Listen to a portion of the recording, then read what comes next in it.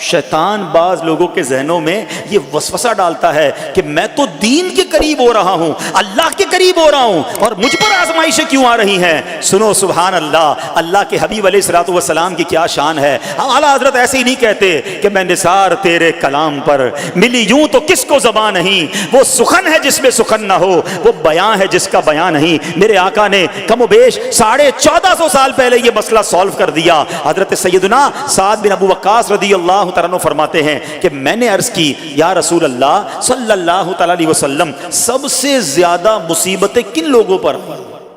گلی مکا دی نا، پنجابی بچ کہتے ہیں نا، گالی بات ہی ختم کر دی۔ حضور یہ بتائیں سب سے زیادہ مصیبتیں کن لوگوں پر آئیں؟ پیارے آقا نے فرمایا انبیاء پر۔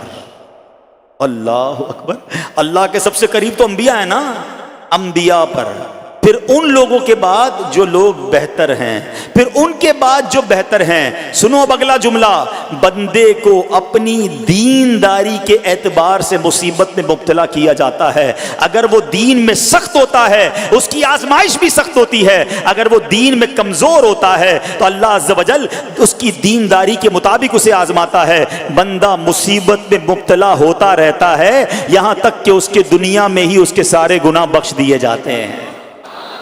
گویا اللہ کی یہ رحمت ہے کہ بندہ بڑا نیک ہو رہا ہے، رب چاہتا ہے کہ اس بندے پر آزمائش بھیجوں، میرا نیک بندہ صبر کرے، اس کے گناہ معاف ہو جائیں اور میرے پاس آئے تو اس کو جنت میں داخل کر دوں۔ اللہ اکبر۔ اے پیارے اسلامی بھائیوں، یاد رکھنا، اب جو میں نے ایک سوال قائم کیا تھا نا کہ یار میں تو دین کے قریب، میں تو اللہ کے قریب ہونے کی کوشش کر رہا ہوں اور ایک کے بعد ایک آزمائش آ رہی ہے، یہ کیا ہے؟ اب ایک اور حدیث سن لو، سبحان اللہ۔ حضرت سیدنا انس رضی اللہ تعالیٰ عنہ سے روایت ہے، سرکار والا تبار، ہم بے کسوں کے مددگار، شفیع روز شمار، دو عالم کے مالک و مختار، صلی اللہ تعالی علیہ وآلہ وسلم نے فرمایا، جب اللہ عز و جل کسی بندے سے محبت فرماتا ہے، سننا ذرا غور سے، اللہ عز و جل جب اپنے کسی بندے سے محبت فرماتا ہے یا اسے اپنا دوست بنانے کا ارادہ فرماتا ہے تو اس پر آزمائشوں کی بارش فرما دیتا ہے۔ اللہ کریم اس پر محبت بھی فرما رہا ہے اور آزمائشیں بھی بھیج رہا ہے۔ دوست پر آزمائشیں کون بھیجتا ہے؟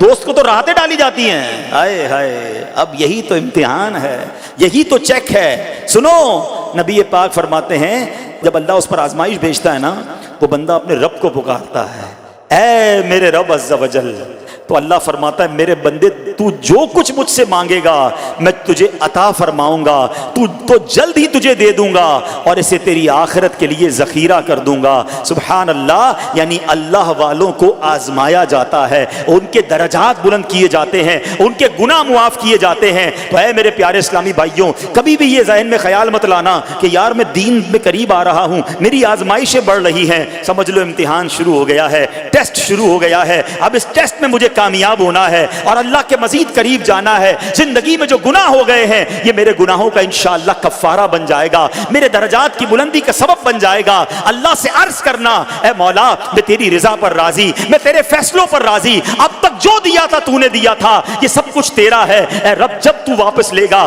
میں اس پر راضی۔ جب یہ ثابت قدمی نصیب ہو گئی پھر دیکھو غیب کے خزانوں سے کیسا آپ کے دل پر سکینہ اترے گا، پھر کیسا آپ پر رحمتوں کا نزول ہوگا۔ تو اے میرے پیارے اسلامی بھائیوں، مصیبتیں آ چکی اور آنے بھی والی ہیں، پہلے ذہنی طور پر تیار رہنا مگر صبر کرنا۔ یہ چند دنوں کی، چند گھنٹوں کی، چند لمحوں کی مصیبت ہے مگر یہ تمہارے درجات کو بلند کر دے گی۔ رب کریم